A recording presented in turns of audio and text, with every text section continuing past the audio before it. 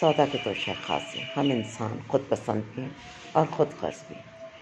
अपनी ख्वाहिशों, अपनी तमन्नाओं और अपनी मनफ़्फ़तों के लालच में कभी कभार इतना आगे निकल जाते हैं कि अपने पैरों पर खुद कुल्हाड़ी मारते हैं, अपने हाथों खुदकुशी करते हैं। जो एक ज़ुल्म अज़ीम आज हम माहौल के लिए कमा रहे हैं, वो हम अपने दरख्तों को काट रहे हैं।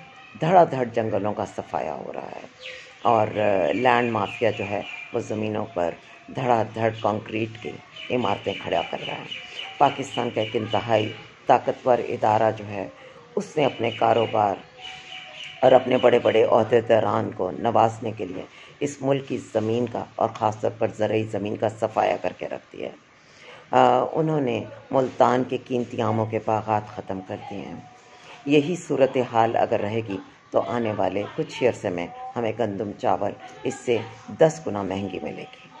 ज़रा सोचिए कि हमने जानवरों के, परिंदों के कुदरती ठिकाने कैसे तबाह किए। हमने खूबसूरत रंगीन तितलियों को रुला दिया है। हम जब एक दरख्त काटते हैं तो आपको पता है कितने परिंदों की मीठी आवाज़ों से ख़ुद को महरूम करते हैं और उनके घरों को तबाह करते हैं। अपना घर बचाना है मगर दूसरों के घर बर्बाद करके नहीं।